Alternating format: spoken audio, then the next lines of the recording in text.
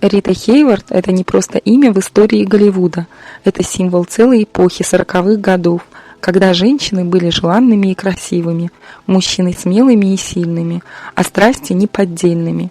Ее называли великой американской богиней любви, первой секс-бомбой. Рита в своей жизни меняла все – имя, мужей, цвет волос, страны и занятия. Не изменяла она только себе.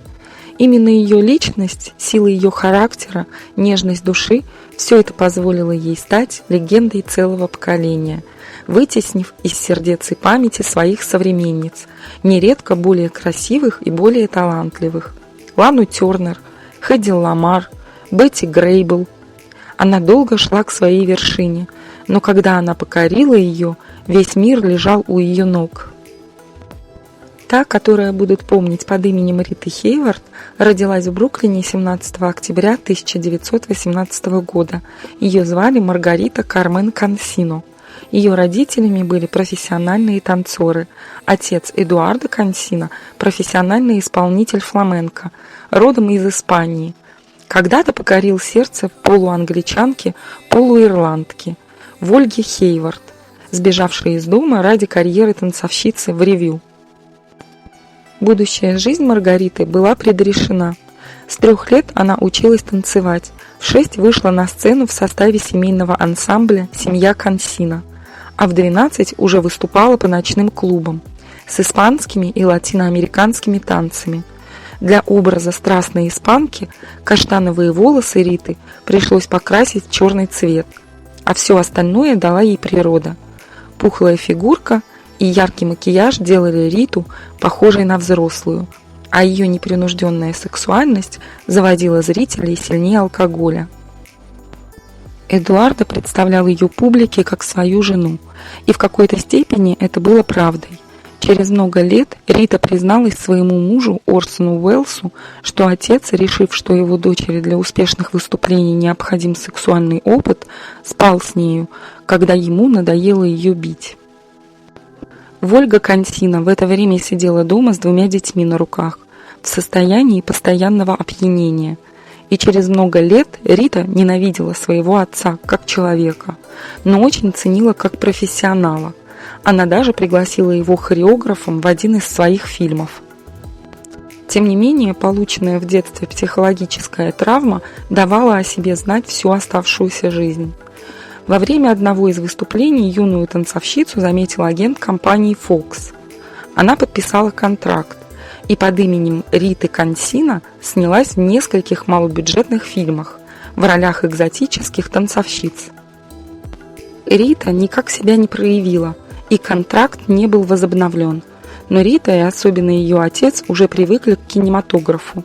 Она продолжала сниматься в малобюджетных вестернах, на маленьких киностудиях, в тщетной надежде привлечь внимание влиятельных продюсеров. Но вместо этого привлекла внимание бывшего торговца Эдуарда Джадсона, 38 лет от роду и 4-жды разведенного. Он смог не только соблазнить девушку, а с его опытом и ее наивностью это было нетрудно, но и разглядеть немалый потенциал Риты. Он наобещал ее отцу золотые горы и стал ее агентом, а затем и мужем. Впоследствии она признавалась: «Я вышла за него по любви, а он женился на мне, как на объекте инвестиций». Первым делом Джадсон занялся внешним видом Риты. Он заставил ее похудеть и сделать пластическую операцию носа. Ей исправили излишне крупные зубы, а линию волос с помощью электролиза подняли вверх. Под руководством мужа Рита из знойной девушки с пышными формами превратилась в ослепительную красавицу европейского типа, главными украшениями которой были непреодолимое обаяние юности, страстность и сияющая радость жизни. Для окончательной европеизации ее образа испанскую фамилию Кансино заменили на английскую Хейворт.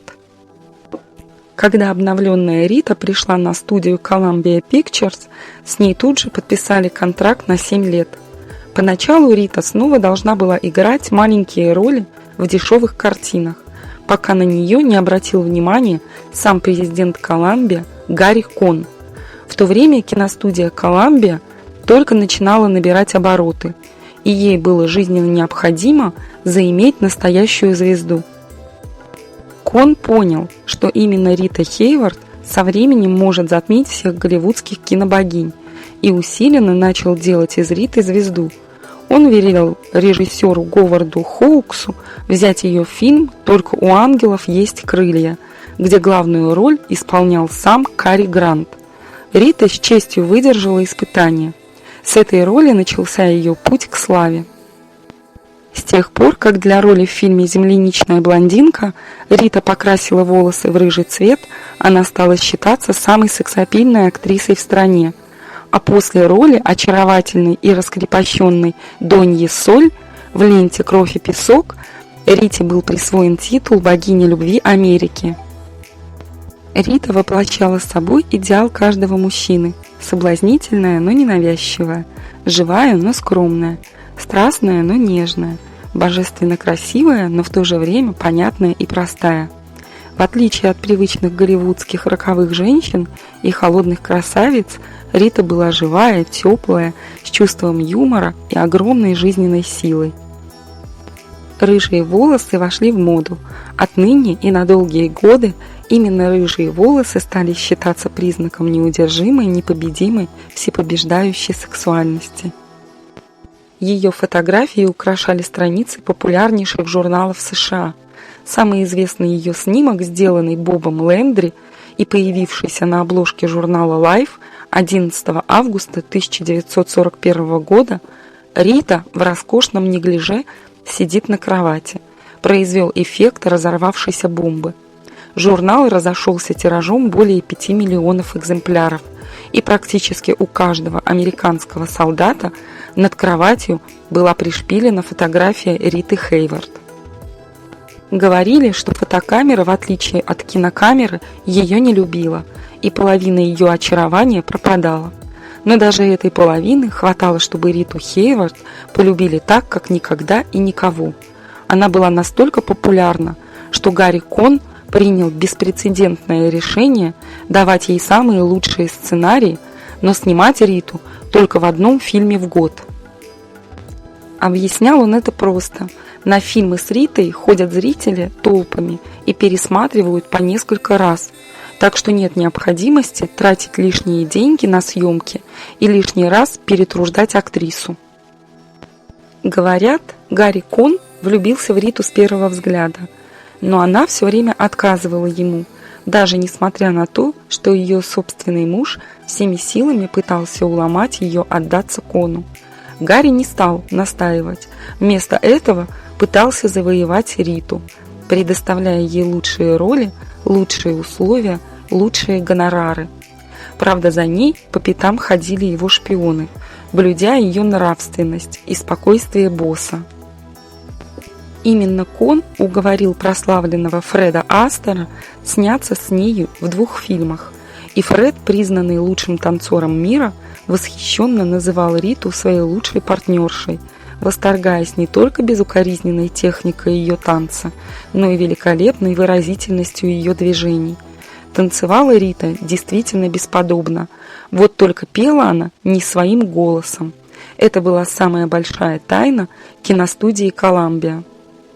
В то время, пока Америка сходила по Рите с ума, ее личная жизнь была сплошным кошмаром. Джадсон изменял ей налево и направо, принуждал Риту спать со всеми, кто может быть полезен для ее карьеры, забирал все ее гонорары и бил ее. В феврале 1942 года она подала на развод, а он забрал все ее деньги, драгоценности и даже некоторые ее платья из шкафа, и к тому же пригрозил, что расскажет о ней газетчикам много чего интересного. При разводе Рита не только отдала ему все, что имела, у нее остался только автомобиль и одежда. Она обязалась выплатить ему еще $12 тысяч. Гарри Кон, кровно заинтересованный в этом разводе, выплатил Джадсону еще 30 тысяч. После развода Рита некоторое время встречалась с актером Виктором Метьюром, партнером по фильму «Моя девушка Сэл». Но эта страсть была хоть и бурной, но недолгой, а потом в ее жизнь вошел Орсон Уэллс. Уэллс – один из талантливейших актеров и режиссеров за всю историю кино. Но еще одним из его многочисленных талантов был талант бабника, которому не мешал даже букет разнообразнейших болезней – от искривления позвоночника и плоскостопия до астмы и гепатита. Когда-то он был женат на блестящей красавице и светской львице Вирджинии Николсон, а потом помолвлен с актрисой Долорес Дель Рио. А помимо этого крутил романы с самыми красивыми актрисами, от Джуди Гарланд до Мэрилин Монро. Прославился он радиопостановкой «Война миров», которая была столь достоверна, что вызвала в стране нешуточную панику. Американцы всерьез сочли, что на Землю напали марсиане. После фильма «Гражданин Кейн», который теперь считается лучшим фильмом всех времен и народов, у Уэллса были проблемы с работой. Американский медиамагнат Уильям Херст справедливо узнал в сюжете фильма историю своих отношений с актрисой Мэрион Дэвис и весьма обиделся. А с теми, на кого обиделся Херст, в США никто не хотел иметь дело. Летом 1941 года Уэллс был в Бразилии, где снимал фильм «Все это правда». Ему в руки попался тот самый номер «Лайф» с Ритой на обложке. И Уэллс сказал: «Эта девушка будет моей женой». Орсон Уэллс всегда был человеком слова и дела. Едва он смог вернуться в Голливуд, тут же бросился на завоевание Риты. Как он вспоминал: «У меня ушло 5 недель на то, чтобы Рита подошла к телефону. Но в тот же вечер мы уже были вместе». Они поженились 7 сентября 1943 года. Их союз потряс Голливуд. Блестящий интеллектуал Уэллс женился на легкомысленной секс-бомбе без образования. Но Уэллс умел глядеть вглубь. Он понял, что Рита – это совсем не то же самое, что ее героиня. Она застенчива и ранима, у нее чувствительная и нежная душа. Она хочет любви и понимания, а вовсе не славы или денег. Она занимала положение, о котором и мечтать не могла, вспоминал он, но которое не принесло ей никакой радости. Она ненавидела своих героинь. Ей не нравилось быть Ритой Хейворд, но у нее не было возможности вырваться из этого плена. Во время брака с Уэллсом Рита снялась в своих лучших фильмах «Девушка с обложки», «Сегодня вечером и ежедневно» и знаменитой «Джильде». Фильм прославился не только детективным сюжетом и игрой актеров. В нем была сыграна самая знаменитая сцена стриптиза за всю историю кинематографа. Правда, снимала Рита Хейворд только одну длинную черную перчатку. Но как она это делала? Кинозалы стонали от восторга, а следующая лента «Вниз на землю» была положена в капсулу времени с самыми яркими артефактами XX века, несмотря на то, что критики отзывались о картине неодобрительно. Между тем отношения с Уэллсом разладились. Когда он увлекся политикой, то поначалу возил Риту с собой на митинги, чтобы она вместе с ним призывала американцев голосовать за Франклина Делано Рузвельта, но быстро прекратил, поскольку Рита отвлекала все внимание на себя. Потом снова объявился Джадсон. Оговоренные при разводе выплаты кончились, и он снова стал шантажировать Риту, угрожая опубликовать ее письма. Ее адвокатам удалось поставить Джадсона на место, но письма все же были опубликованы, и Уэллс, прочтя их, запил. Вскоре Рита объявила мужу, что беременна, но вместо ожидаемой радости Уэллс продемонстрировал лишь угрюмое равнодушие. Как-то проходя мимо дивана, на котором вроде был зачат ребенок, он бросил: «Вот место, где я потерял над собой контроль». Слышавшая это Рита была оскорблена до глубины души. Беременность протекала трудно, Рита сильно подурнела и все время плохо себя чувствовала. К тому же Уэллс завел роман с миллионершей и красавицей Глорией Вандербильт, совсем недавно вышедшей замуж за дирижера Леопольда Стаковского, который ради Глории бросил Грету Гарбо. Дочь Ребекка родилась 17 декабря 1945 года. Орсон навестил жену и дочь лишь раз и уехал в турне по восточному побережью. Когда он вернулся, Рита была на грани. Она была оскорблена, обижена и зла.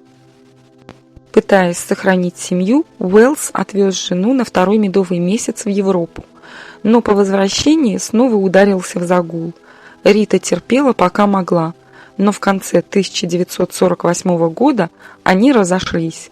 При разводе она сказала: «Я устала быть женой на 25%. Уже на излете совместной жизни Орсон Уэллс снял Риту в фильме «Леди из Шанхая» по собственному сценарию. Сюжет обыгрывал факты из биографии Риты.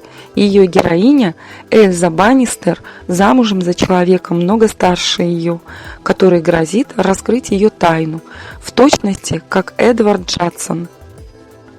Однако сам Уэллс не хотел снимать Риту. Он планировал работать с Барбарой Лааш и согласился на ее кандидатуру только после долгих уговоров и даже откровенного давления со стороны боссов студии, прекрасно понимавших, что на фильм с участием обоих супругов, о скандалах между которыми уже знала вся Америка, народ будет валить валом. Но этого не случилось. Пришедшие на фильм с Ритой Хейворт зрители были в шоке.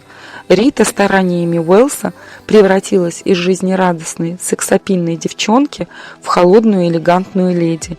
Ее знаменитые рыжие кудри были коротко острижены, а то, что осталось, было выкрашено в платиновый блонд.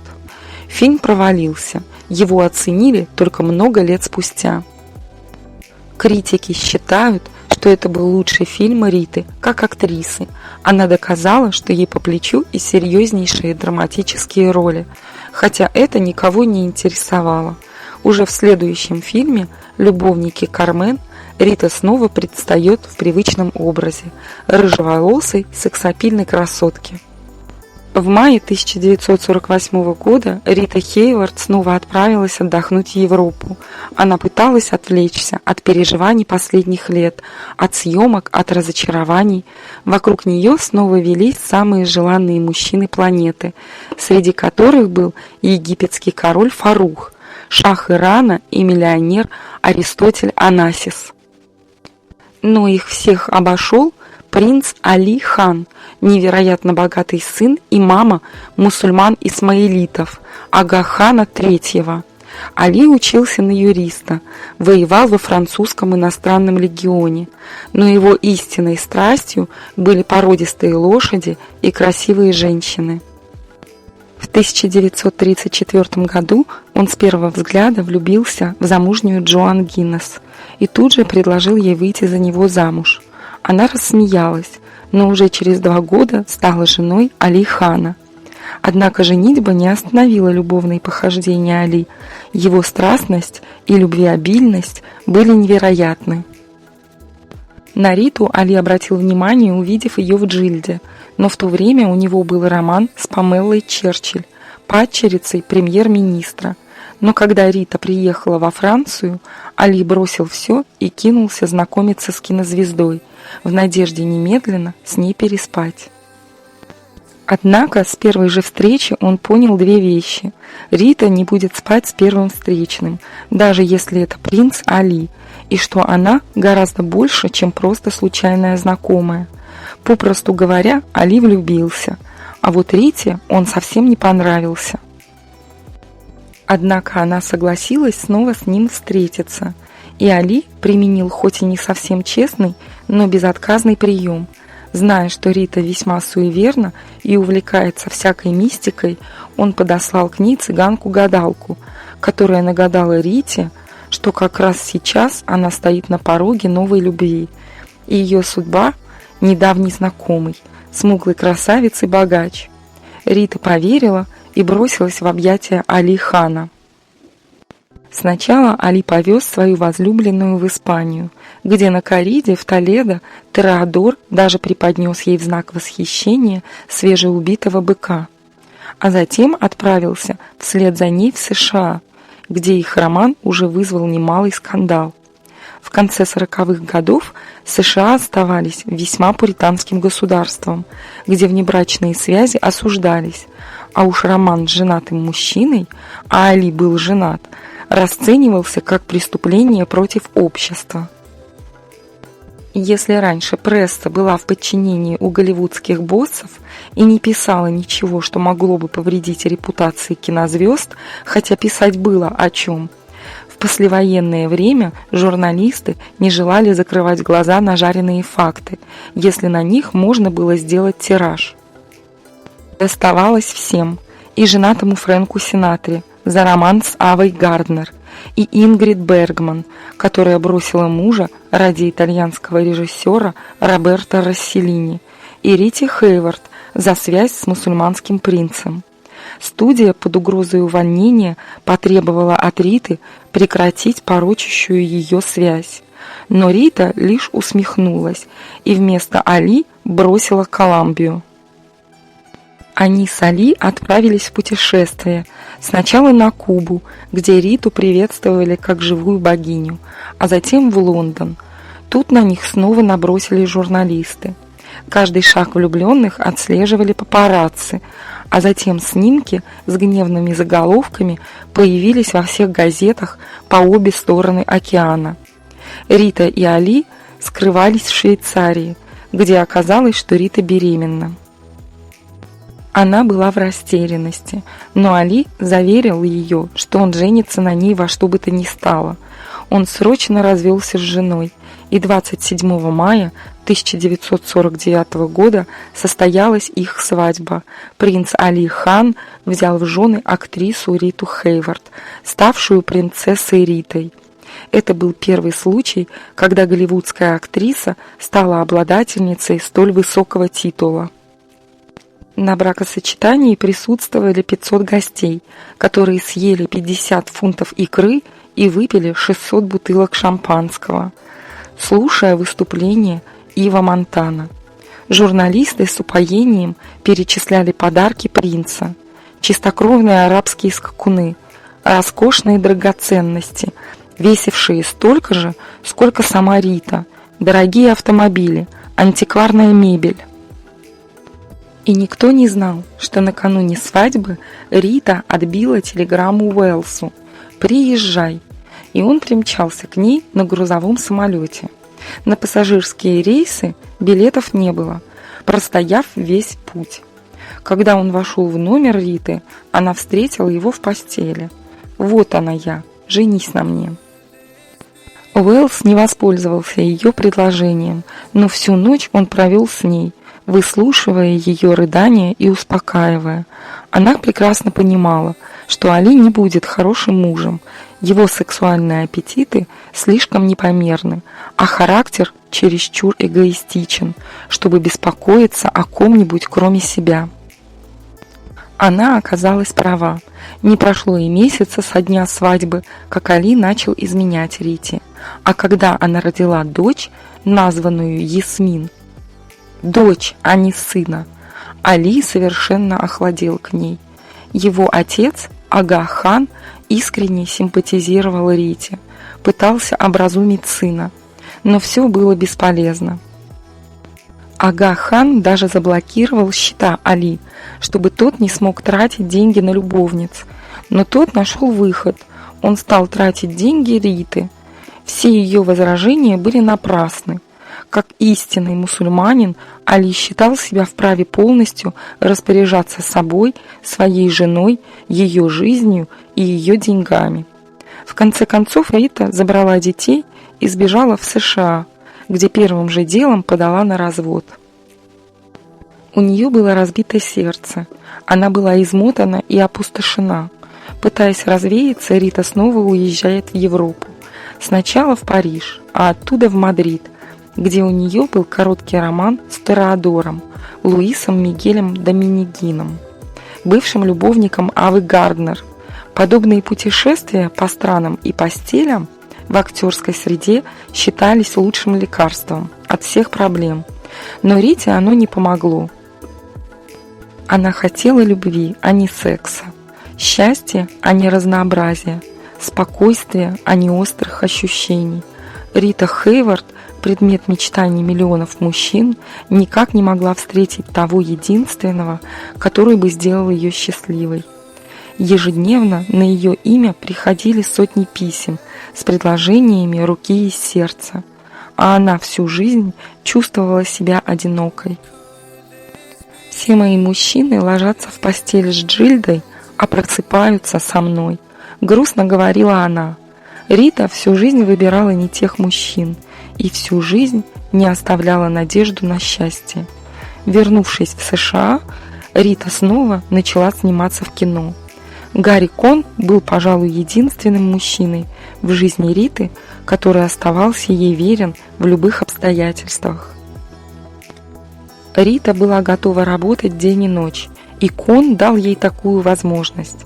Она сыграла главные роли в нескольких фильмах, хотя было заметно, что молодость Риты прошла, исчезла ее жизненная энергия и ее искрящаяся радость, но она по-прежнему была красива.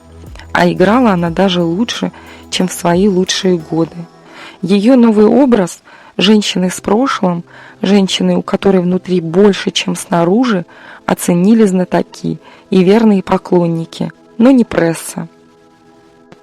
После премьеры фильма «Мисс Сэдди Томпсон», поставленного по мотивам «Дождя» Сомерсета Моэма, сам Моэм сказал: «Рита Хейворт – женщина, перед которой не сможет устоять ни один мужчина». Однако критики обращали на ее фильмы мало внимания. За последние годы Рита из кинозвезды превратилась в героиню скандальной хроники, и журналистам было интереснее копаться в ее жизни, чем ходить на ее фильмы. В 1953 году Рита снова вышла замуж за певца и актера Дика Хеймса. У него была плохая репутация. Он беспробудно пил, растратил немалый капитал на кутежи и имел целый выводок детей. Рита была его пятой женой. Он покорил ее напором и страстью, а удерживал побоями и алкоголем. Он пытался устроить свою давно рухнувшую карьеру за счет имени жены. Он сломал карьеру ей. Когда Хеймс поссорился с руководством Коламбии, он требовал себе роль. Его уволили, а затем начали против него судебный процесс по обвинению в уклонении от уплаты алиментов. Рита так переживала за мужа, что совсем забросила собственных детей. Когда журналисты обнаружили их в доме няни, Дороти, они ужаснулись. Ребекка и Ясмин были грязными, голодными и неухоженными. Целый год она таскалась по судам, пытаясь вернуть себе детей, и добилась своего. Но газетные публикации окончательно испортили ее имидж. К тому же Хеймсу по решению суда было запрещено появляться в Калифорнии. Следовательно, и Рита, которая не хотела оставлять мужа, не могла появляться на голливудских студиях. В 1954 году вместо фильма с Ритой Хейворт на MGM вышел фильм о Хейворт «Босоногая графиня» режиссера Джозефа Манкевича. Главная героиня, испанская танцовщица Мария Варгас, была списана с Ритой. Ей же предложили и сыграть, но из-за Хеймса Рита отказалась, и Марию сыграла Ава Гарднер. Точку в четвертом браке Риты поставил сам Хеймс. Однажды в холле отеля он так врезал ей в глаз, что она отлетела к противоположной стене. Рита встала, поднялась в номер, собрала детей и уехала в Голливуд. Она снова снималась, ведь это было единственное, что она умела делать. Правда, главных ролей ей уже не доверяли, но все же она снялась в нескольких очень хороших фильмах: «Приятель Джоуи», «Огонь внизу», «Отдельные столики». Во время съемок «Столиков» Рита сошлась с кинорежиссером Джимом Хиллом, который стал ее пятым мужем. Он пытался снова раскрутить Риту Хейворт, на этот раз как комедийную актрису, в ролях, которые критика определила бы как поиграть в гольф, накрасить губы, выпить, пошутить и уйти. Но Рита уже устала от кино. Она хотела просто семейной жизни, чего совершенно не хотел Хилл. Они ругались так, что у соседей дрожали стекла в окнах, беспробудно пили и снова дрались. В сентябре 1961 года они развелись. Больше Рита замуж не выходила. Журналу «Таймс» она признавалась: «Меня не удивляют неудавшиеся браки. Меня удивляют те, которые удались». В последние годы она снималась в эпизодических ролях, но каждый фильм давался ей все труднее. Она забывала текст, приходилось везде развешивать шпаргалки с текстом, путала мизансцены, постепенно у нее отказывала память. Журналисты поспешили объяснить все неприятности бывшей богини любви алкогольной зависимостью и белой горячкой, но все оказалось серьезнее. У Риты Хейворт была болезнь Альцгеймера. Она переставала узнавать друзей, путала времена и места. За ней ухаживала младшая дочь, принцесса Ясмин, которая ради матери оставила карьеру оперной певицы и светскую жизнь. В 1977 году актрису, которая совершенно потеряла контроль над собой, отдали под опеку Ясмин. Она много сделала для помощи таким, как ее мать, собирала деньги на исследования, организовывала больницы, основала фонд по борьбе с болезнью Альцгеймера, председателем которого являлась многие годы. Рита Хейворт умерла 14 мая 1987 года. Она похоронена на Лос-Анджелесском кладбище Святого Креста, в знаменитом гроте, где покоятся останки многих голливудских знаменитостей.